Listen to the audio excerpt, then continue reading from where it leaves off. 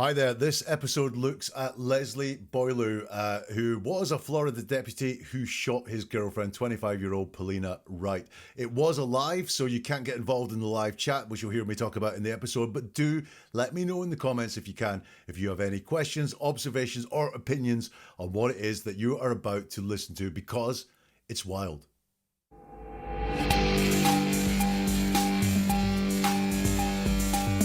Listen closely. This 911 call comes from a deputy who's just shot his girlfriend. He swears it was an accident, but this became evidence this week in his trial for manslaughter. What do his words reveal? My God! No! Ma'am, what happened? Me and my girlfriend were cleaning my gun, and we were trading it back and forth, and I didn't know it was loaded, and I fucking shot her. I was cleaning the guns. We were pointing them at each other. During the cleaning process, or what was going on? She was like, I want you to teach me how to use them. I want you to teach me how to use them. I was like, okay, we will. We were pointing them at each other, and mine went off. Welcome to Never a Truer Word, where we look at the words that people choose to use to see if they're telling the truth, the whole truth, and nothing but the truth.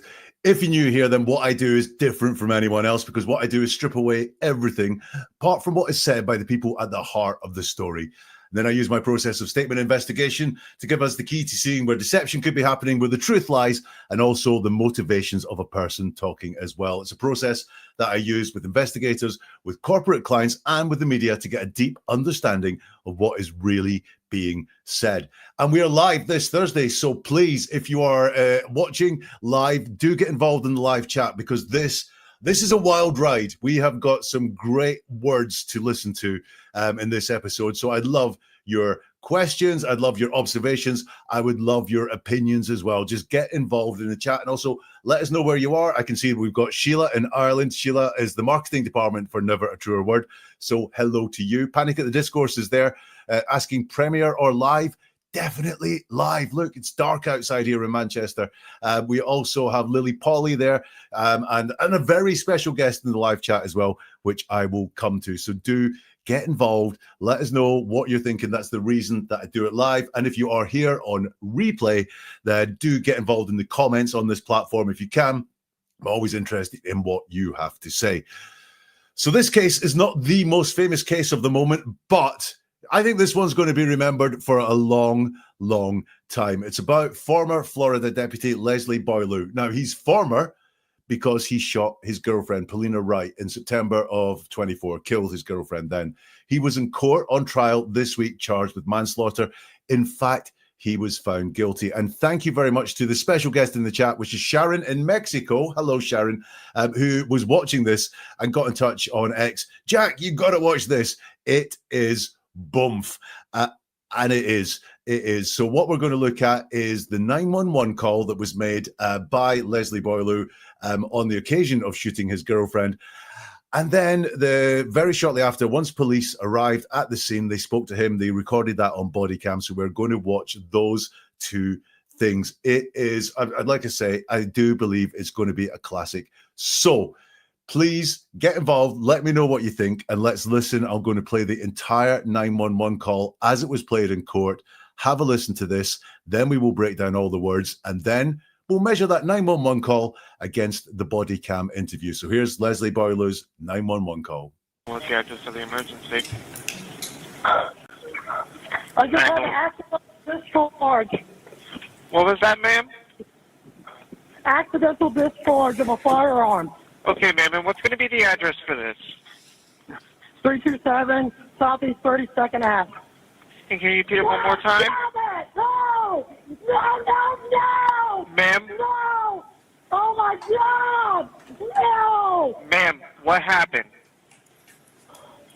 Me and my girlfriend were cleaning my gun, and we were trading it back and forth, and I didn't know it was loaded, and I fucking shot her. No! I need an ambulance right now, please. All right, ma'am, we're getting help on the way, okay? Please. Oh my God! No! No! Ma'am, I need you to take a deep breath. We're getting help on the way. I'm gonna No, please. God damn it, I lost. No. No, no, no. No. Oh, my God. Ma'am, I need you to take a deep breath. We're getting help on the way, okay? 327 Southeast, 32nd Ave, please. No, oh, my God. I don't.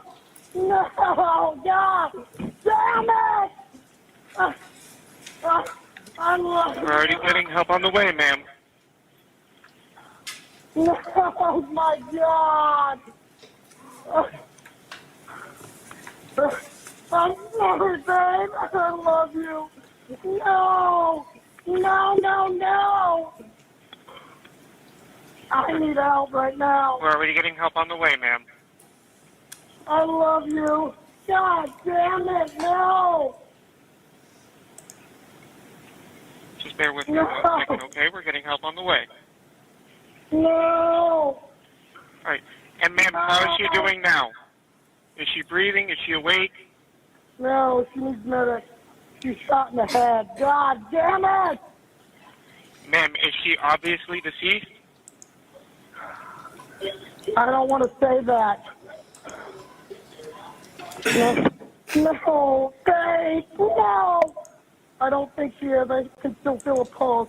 Hurry up! All right. I'll have All that. right, madam. And where in the head was she shot? The front, the side, where? Forehead. The front, the forehead. No! No! No! No! No! Oh my God! No! We're already getting help on the way, okay? Oh. The door's unlocked. God damn it, no! I knew it should have been doing this. I know. No! Oh my God, hurry up, hurry up, hurry up. I need help. We're already getting help on the way, ma'am. And how old is she? She's 25. No, right. my God. Ma'am, I need you to put the gun away and let me know when it's secure. They're away. They're unloaded, they're away. And as of right now, is she awake? No, she's unconscious. Is she I breathing? need help right now. Please, I need help. Ma'am, is she breathing? No. I don't think so. I need help. We're already getting help on the way, ma'am. I need help right now. No! No! No, no, no! God damn it! No! No! No! Tell them to come in. I'm good. I'm good. All right, ma'am. I need help. I need medics right now. Sorry. Liberty, come here. Ma'am, are you a deputy? Liberty. I need help. Where's the gun? There's one in her lap and one there. We're good. I need medics right now. No! No! I knew we should have been fucking. Wow. Just before we go into the analysis, look, there is overacting going on there. It is all sorts of crazy and wild. Sharon, who brought this to my attention, she tweeted a picture of Paulina earlier. I should have brought it up and maybe been able to share it, but that is the woman who lost her life in all of this. Looked like someone, 25, beautiful, whole life ahead of her, and she lost her life there. In that incident. Let's dig into the words that were used there by good old Leslie. So what we're looking for in a 911 call are normally a sense of urgency, requests for help, and also an absence of alibi building or story building or excuses or anything like that. The person wanting the 911 call should be really looking for help as quickly as possible. Is that what we see here from good old Leslie? The call starts with 911. What's the address of the emergency? And Leslie says, I just had an accidental discharge. So he's not answering the question about what's the address of the emergency. The most important thing for him to say is, I just had an accidental discharge. Now, I might make the slightest bit of allowance for the fact that he is a deputy. So potentially accidental discharge is the first thing you have to say when you radio in a call like that or something. But what was that, ma'am? Accidental discharge of a firearm. So that's the very first thing, the big priority this guy wants to get across here was it was an accident. Not anything about getting help, not anything about a fact as a victim, just the fact that it was accidental. He really wants to get across, first of all, accidental. His first concern really is for himself.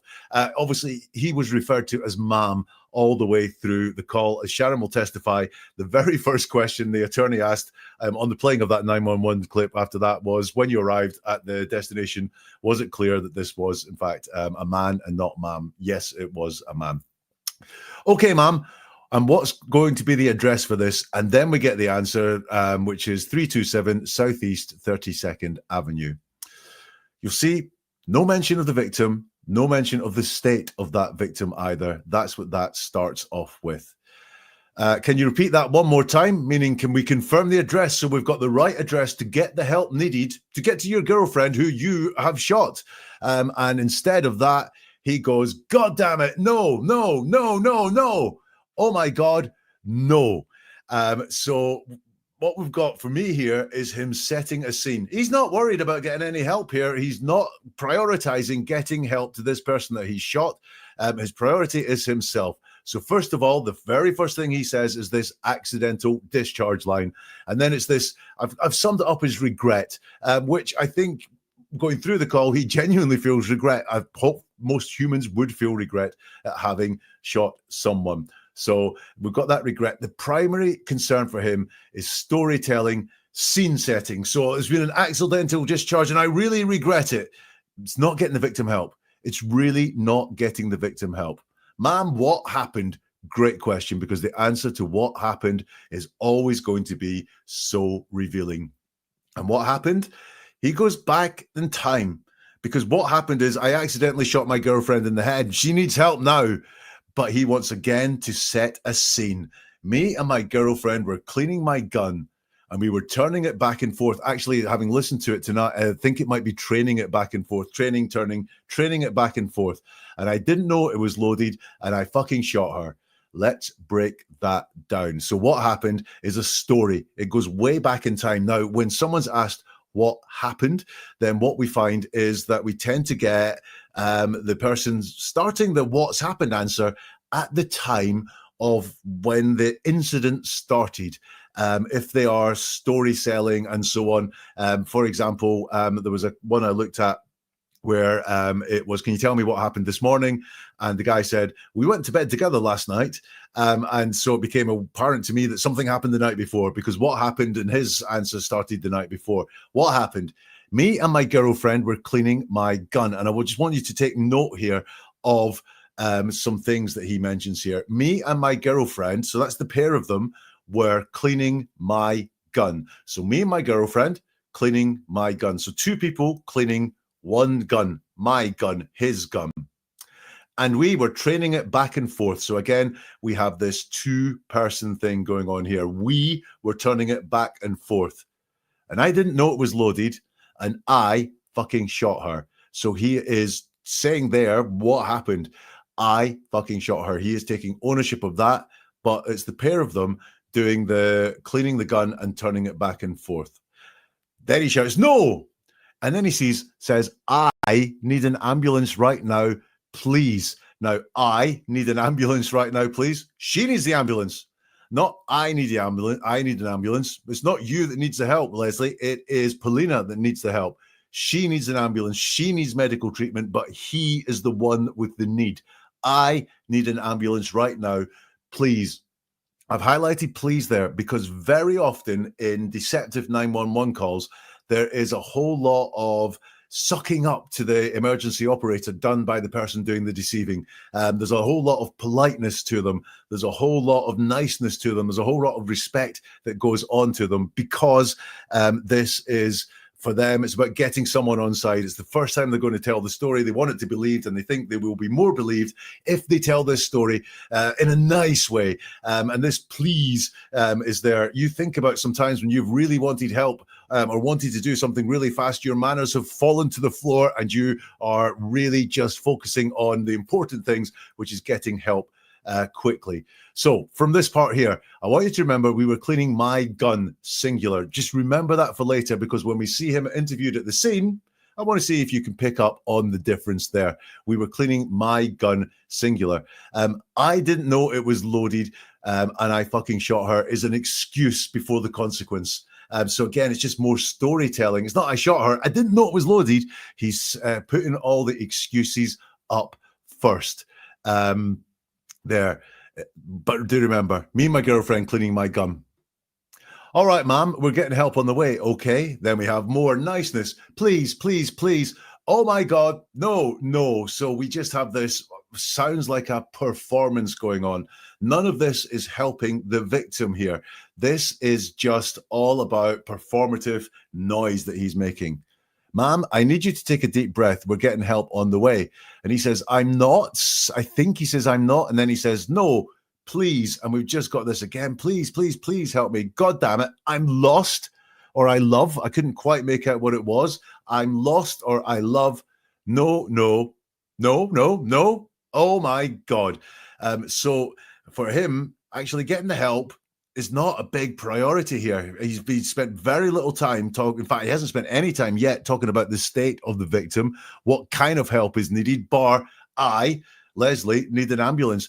Showing this regret, this shock. No, no, no. Oh my God, seems to be his main priority.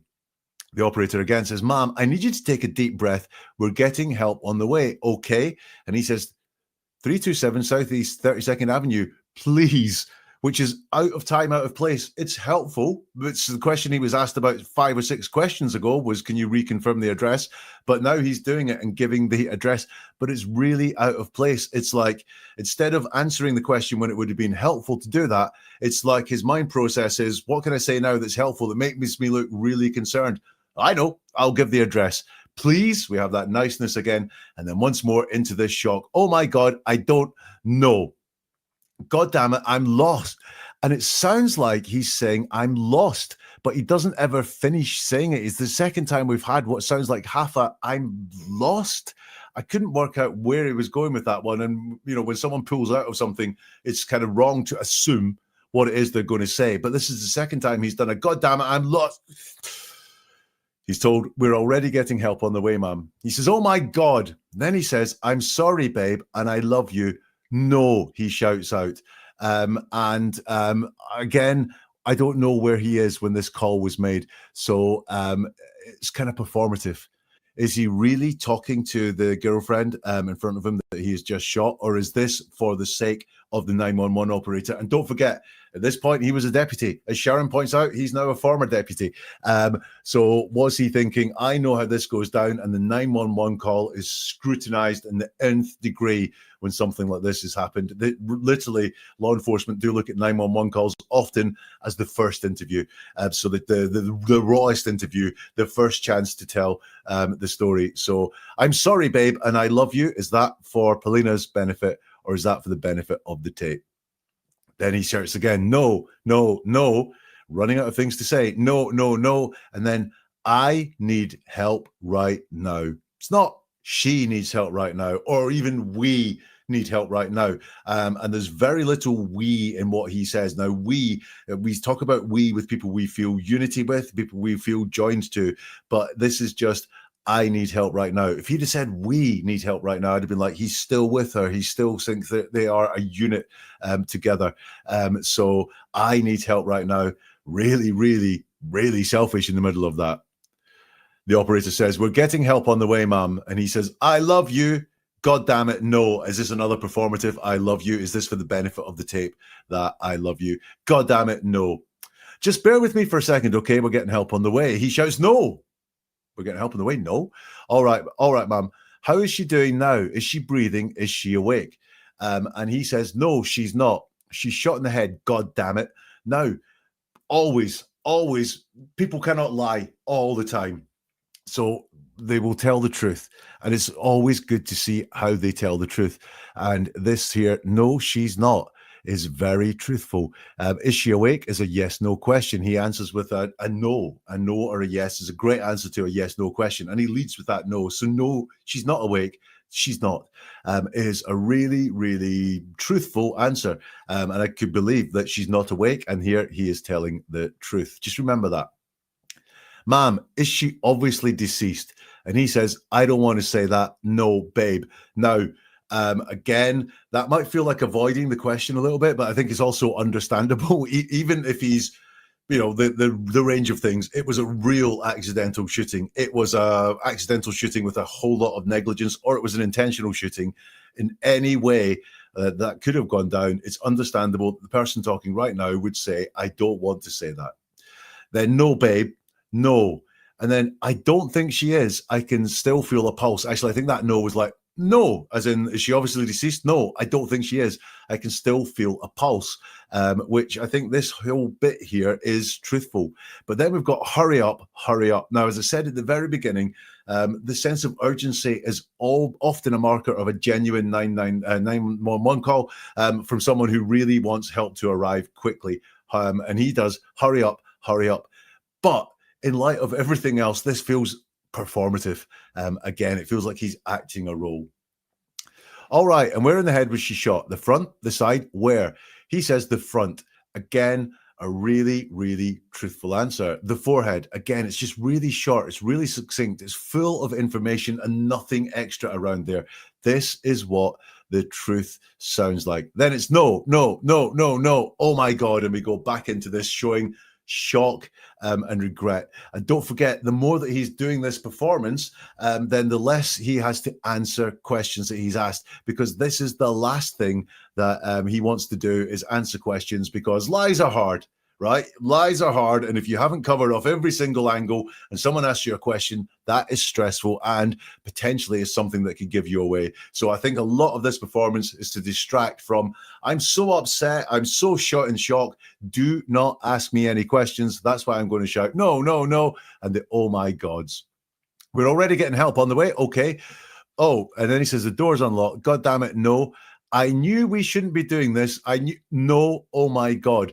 Now that little line in there, I knew we shouldn't be doing this, is what he said. I knew we shouldn't be doing that because it's happened in the past. I knew we shouldn't have been behaving that way. I knew that's not what we should be doing. The past tense should be in play there. But instead, it's I knew we shouldn't be doing this, which is the present tense. So I think this, again, is an indication that he is making things up. He's making things up at fast speed in his head, which is why the tenses are not right. I knew we shouldn't be doing this.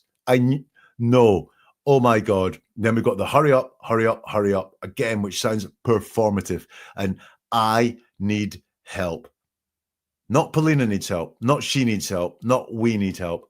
I need help. His concern is with himself.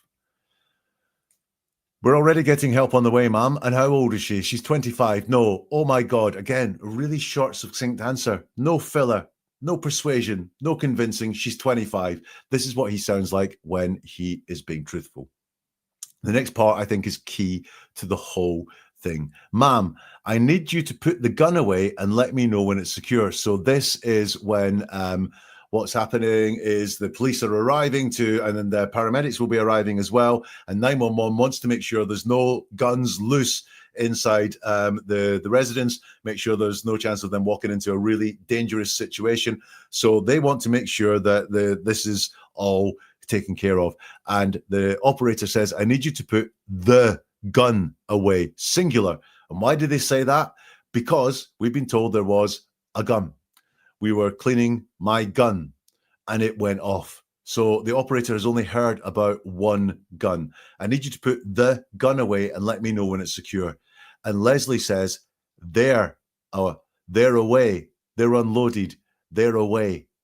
So more than one gun is what he's talking about. He's only spoken about one gun. He is asked about one gun. And he says, about more than one gun. They're away. They're unloaded. They're away. And I want you to remember that as well. Very succinctly, 3 times he said, more than one gun. They're away. They're unloaded. They're away. Do remember that. It becomes very important later, twice later. As of right now, is she awake? Asks the operator. No, she's unconscious. Again, we've got a yes-no question, and we have a yes-no answer. No, she's unconscious. Is she breathing? And this is one of those questions that he doesn't like. I need help right now. Please, I need help. So he doesn't want to answer the is she breathing question. He dodges that one. And he talks about himself again. I need help right now. Please, I need help. And what else do you notice there? Not once in all of this, the help that he's looking for, not once does he mention anything specifically about the help that is needed. It doesn't say we need, I need paramedics or anything like that, or whatever. He's a deputy. He should really be zoned in on the type of help that is needed here. What would be helpful information to give them so that Paulina has the best chance of pulling through if she can, but he doesn't specify that help. The operator pushes again. Ma'am, is she breathing? No, I don't think so. Truthful answer again. It's very honest. I need help. Me again. Leslie again at the center of things. We're already getting help on the way, ma'am. I need help right now. No. God damn it. No. And then, no, let me come in. I'm good. So this is the police arriving on the scene. I'm good. I need help. I need medics right now, is what I think he says. I need medics right now. Now, not she needs medics right now, but I need medics right now. I mean, this guy's concern for himself is off the charts. He then says, I think it's Liberty come here. I'm presuming Liberty is a dog that needed rounding up. The operator obviously has some sort of database in front of him. Ma'am, are you a deputy? Liberty doesn't want to answer that question either, does he? I need help. Then we hear the police guy that's turned up on the scene say, where's the gun? Again, gun singular. And he says, there's one in her lap and there's one there. And then it's either I need medicine or medics right now. Now, earlier, the guns were away. They're away. They're unloaded. They're away. But when the police guy that arrives on the scene, obviously you can't lie to him about where the guns are, the story changes. He contradicts himself. There's one in her lap and there's one there. So all of a sudden, the 2 guns are there. When we noticed that earlier, when he spoke about the guns being away. There, he's saying there's one in her lap and one there. And that one in her lap, I think, is going to be important as well. And then he says, no, I knew we shouldn't. And it trails off, and we don't know what it is that he shouldn't. I'm going to go through some of your comments in a bit, so if you've got anything to say, do put it in the live chat right now. For me, this 911 call, I think, will be used in training and all sorts in the future, because it just has so many tells of not being a genuine 911 call from someone who's holding something back and not telling the truth and showing no urgency there. It opens with the story, accidental discharge and the regret. God damn it, no. But the regret is overdone. It's that repetition. And you can always tell a lot about a person from what they repeat a lot. And here is that regret, shock, that no, I knew we shouldn't have been doing it. It's overdone. Leslie has a concern for himself over everything. He shot his girlfriend. 25-year-old Paulina has been shot, and his only concern is for himself. I need help. And then there are contradictions there, and we often overlook contradictions. Sometimes, for me, certainly, it's because they're so easy to spot. Therefore, if they're easy to spot, then let's not bring a lot of attention to them. But actually, they can be so revealing. So we have the contradiction about the number of guns. He didn't mention the 2 guns before. They were just cleaning 1 gun, and also where the guns were. He said they were put away, but when the police arrived, they're still out. So he's lying about that as well. Right. Let's see what you guys are saying then in the chat. Panic at the Discourse. Is this barely contained rage? Well, for there to be contained rage, they would have to, is it rage at himself? Is it rage at Paulina?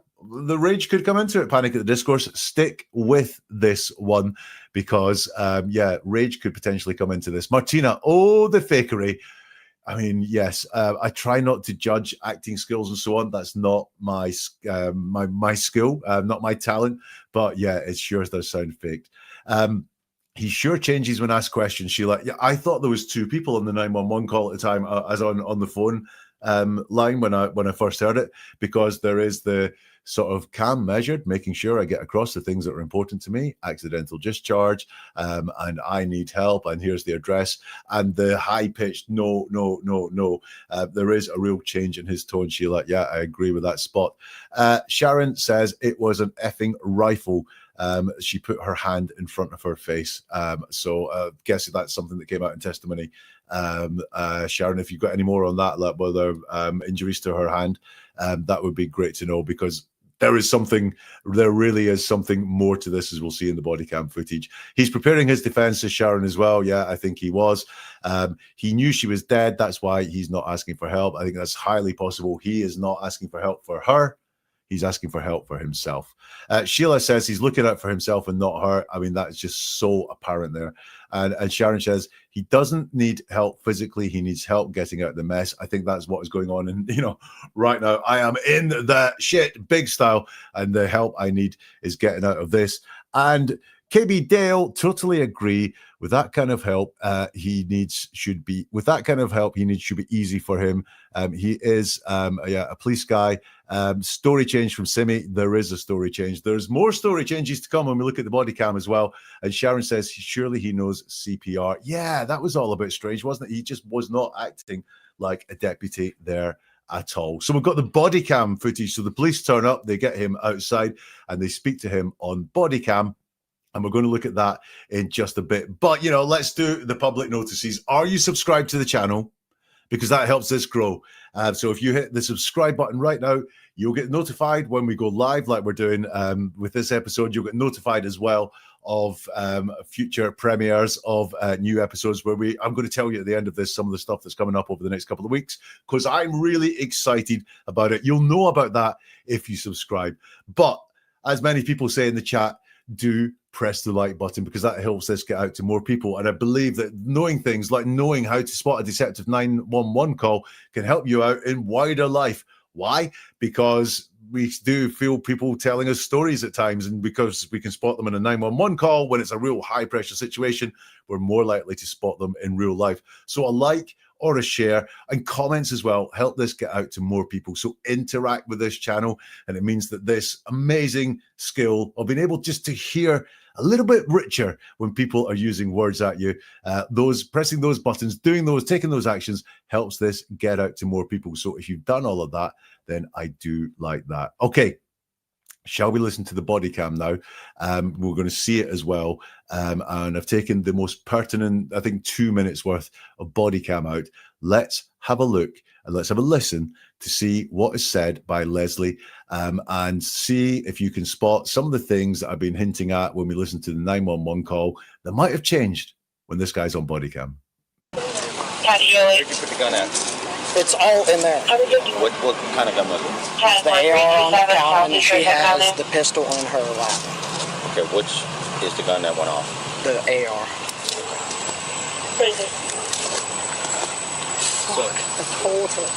God damn it. What did you see happen? I was cleaning the guns. Okay. We were pointing them at each other. During the cleaning process, or what was going on? She was like, I want you to teach me how to use them. I want you to teach me how to use them. I was like, okay, we will. We were pointing them at each other, and mine went off. And you were holding the AR? This looks... Alright. Just gonna hold what we got.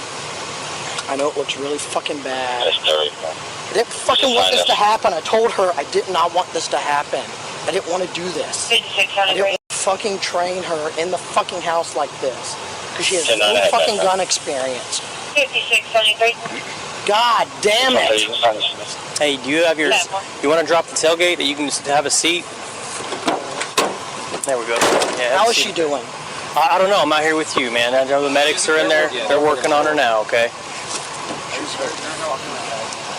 You work for MCSO? Yes. Yeah. How long you been with MCSO now? 8 years. 8 years. Fuck, I know better. God damn it. I can't believe this is happening right now. Are the roads clear enough for them to get through? I know fucking better. Why the fuck was I doing? No.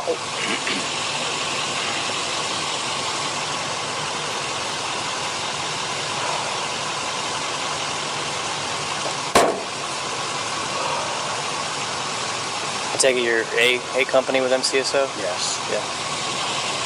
They pronounced it. Fuck. No. No, we were having a good fucking night. Why did I let this happen? I should not have let this happen. Fuck. Why did I let this happen? I should not have been. I should have never let her go.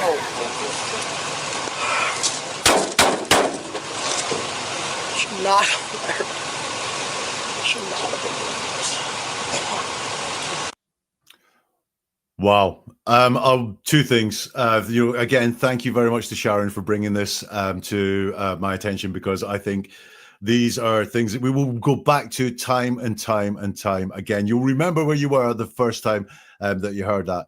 And just a couple of mentions for both Sheila and KB Dale, who both said the exact same thing as that was playing, which is something I was going to point out: victim blaming. I think that is exactly what was going on there. Okay, let's dig down to the words. Where'd you put the gun at? He says, it's all in there. What kind of gun was it? And he says, the AR on the counter. She has the pistol in her lap. So remember, in the 911 call, the guns were away. But once again, he's confirmed that we have the AR on the counter. So that wasn't away. And also, we have she has the pistol in her lap. And I found that really interesting. She has the pistol in her lap. It's giving her some ownership of it. Was that deliberate? Was that gun placed there? Those are words that he would use if he'd placed that gun there. She has the pistol in her lap. Not the pistol's with her or anything like that. She has the pistol in her lap. And I wonder if he placed that gun there next to her in order to, I don't know, paint the picture. Anyway, we do have the fact that he lied in the 911 call. He lied in the 911 call. The guns were not away. Okay, which is the gun that went off? And he says the AR.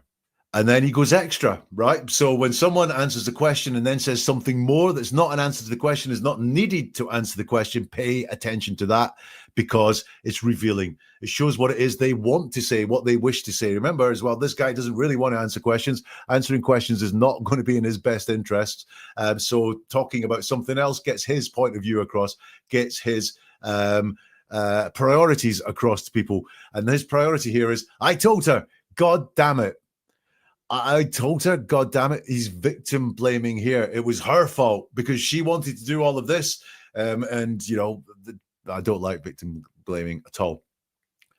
What did you see happen? So this is, again, the what happened question, but very much from asked at a different time by a different person in a slightly different way. But Leslie gives a very different answer. I was cleaning the guns.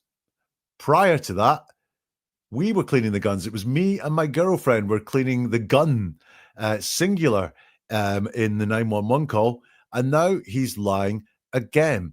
And this is, I was cleaning the guns. So he's the only person doing it, and it's guns plural. So he's lied at some point. At some point, he's lying. It's just a fact of life. He's lying. And you've got to ask why someone would lie in such a situation: to cover something up. We were pointing them at each other. So again, we've got this thing here of, it wasn't just me. It wasn't me pointing a gun. We were pointing them at each other.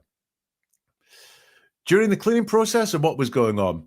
Now, this is a question that he avoids answering. Were you pointing them at each other when you were cleaning the guns, or what was going on? And he doesn't say, after we cleaned them, we messed about with them, or yeah, when we were cleaning them, we were sort of messing about. He avoids this question, which was during the cleaning process, or what was going on. And he decides to get into the victim blaming again. She was like, I want you to teach me how to use them. I want you to teach me how to use them. I was like, okay, we will. Now, beware of people using verbatim quotes, because what he's doing here is putting words in her mouth very literally. You can imagine there's a way of saying this, which was like, she wanted me to teach her how to use them, so I showed her how to use them, right? Just like a narrator, like telling the story. Instead, he wants to bring what she said into it. Is that to make it seem more vivid? She was like, I want you to teach me how to use them. I want you to teach me how to use them. I was like, okay, we will. So be very wary of those verbatim quotes when you hear them. She was the instigator, though, in this telling. Victim blaming again. It was her fault. I want you to teach me how to use them. I want you to teach me how to use them. I was like, okay, we will. We were pointing them at each other. So we've got, again, it's the fact that both of us were doing this. No one is to blame. We were both equally as guilty as each other. We were pointing them at each other, and mine went off. Now, that's the classic passive. That's the classic passive of I was holding a gun and it went off. Oh, it was the gun that went off. It wasn't the fact that I fired the gun. Now, in the call, he did say, I shot her. But what we've got in this body cam, I don't know, 10, 15 minutes, half an hour after the 911 call, he started to downplay everything and create much more distance than was in that 911 call. Mine went off. In the call, he said, I shot her. Were you holding the AR at this point? He says, yes. Then there's some comment that's unclear. And then he goes extra. I know this looks really fucking bad. I didn't fucking want this to happen. I told her I did not want this to happen. Now, I did not want this to happen. Why does that need saying? No one wants to shoot the girlfriend, do they? Unless they did, and they want to tell us that they didn't want it to happen. But I told her I did not want this to happen. Like, what? You've got the guns and you're going, I don't want to shoot you? I mean, does that need to be said? Why did you tell her you did not want to shoot her? Why was that? Well, I can think of one reason for that is if you're pointing a gun at her, threatening her, or in anger at her. I do not want to shoot you, but I will if I have to. It's a possibility. I didn't want to do this. I didn't want to fucking train her in the fucking house like this because she has no fucking gun experience. Well, that's why you train someone, because they've got no experience. You could have said no to training her in the house like that. I didn't want to do this. And you'll notice that the training thing was not mentioned once in the 911 call, was it? In the 911 call, it was we were cleaning the guns and kind of messing about, was the impression that I got. This gun training, all of a sudden, oh yeah, we had the guns, we were cleaning my gun and turning it on each other, was what he said. So this is an entirely new story about this training. And training does sound like a kind of laudable thing to do. I was giving someone gun training, but it's her fault. I told her I didn't want this to happen. She made me do it. She made me do it. But also, she has no fucking gun experience. So what he's saying is she has no experience in guns. It wasn't hers that went off. It was his. Mr. Gun Experience, it was your gun that went off. You shot her. Not her lack of experience had nothing to do with what happened. Terrible, terrible story. Then we're back in the goddammits. Then he's asked if he wants to drop the tailgate so he can have a seat, and he bangs it, and it bloody hurt my ear when he did that. Thanks very much, Leslie. There we go. And then he says, how's she doing? And wow, that's the first time I have heard any concern whatsoever there. Although, again, is it just a question that, it's a self-serving question? How is she doing? Because if she's really, really bad, I'm in a really, really deep trouble here. The police guy says, I don't know, I'm out here with you, man. The medics are in there. They're working with her now. Okay, you work for MCSO? Yes. How long you been with them? 8 years. And then he says, fuck, I know better. God damn it. And he's switched round here a little bit. Look, I think some of the regret, remorse, shock is real because it's hitting him. I know better. I think he does know better. And I think he's admitting he knows better. Then he says, I can't believe this is happening right now. It's not, I can't believe I shot my girlfriend. I can't believe I did that in the past. He's talking in the present tense again. I can't believe this is happening right now, i.e., I am full of right now stress. I'm in big trouble. So the concern is for himself because right now he's in big trouble. I can't believe this is happening right now. I know fucking better. Why the fuck was I doing? And he pulls out of that. Why the fuck was I doing? And he doesn't want to say it. He does not want to say it. He's asked, I take it you're in A company with MCSO. He says yes, or something unclear. Then he yells, fuck, no. And then he says, no. We were having a good fucking night. Why did I let this happen? Now, if we go back over this call where he uses the F word a lot, the F word previously has indicated bad things like fuck, I know better. I know fucking better. It's all about bad things. I know it looks really fucking bad. And then we've got this, we were having a good fucking night. Were they having a good night? Or does the F word there indicate they were actually having a bad night? Why did I let this happen? I'll talk about that in a little bit. But were they having a good night? Does he actually indicate there, again, extra? We were having a good night. Is it for him to persuade us, to convince us that they were having a good night? Does this actually say, because of the use of the F word and because he wants to tell us they were having a good night, when it's kind of irrelevant, right, to what happened, that actually they weren't having a good night? There was an argument or something going on. There was tension between them. I mean, look, in his story, they were cleaning guns. Now, is that anyone's idea of a good effing night? Or is that quite a functional chore-laden night, cleaning the guns? And I just think, was it an argument, or was there a good time playing around with guns? I'm not entirely sure. I think there was more to it than that. I should not have let this happen. Fuck, why did I let this happen? Now, look at what he's done, right? Have you ever been to buy a car?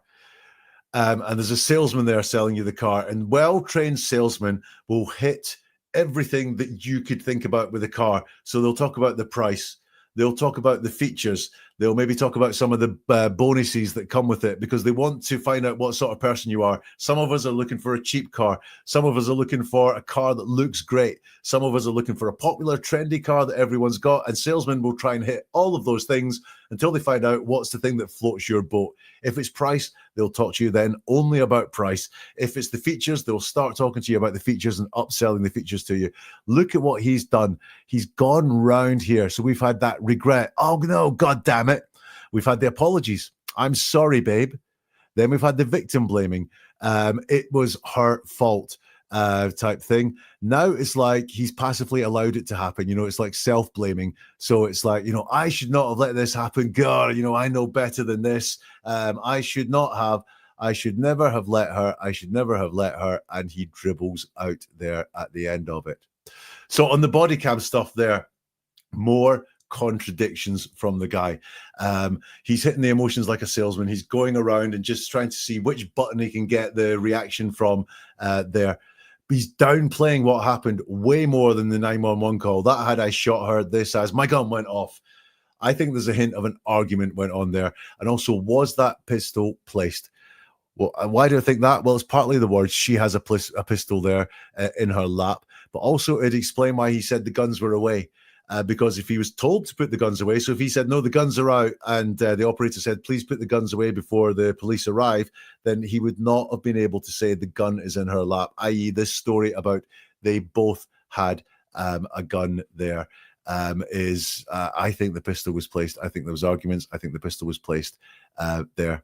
So there you go. That is what I think. So you've got some time now to get your comments in if you want, but let's just fire through some of what's in so far. KB Dale, Michael Peterson had a similar 911 call. I've forgotten all about the Michael Peterson 911 call. Yeah, we should look at that some night, shouldn't we? Have a look at the Michael Peterson call.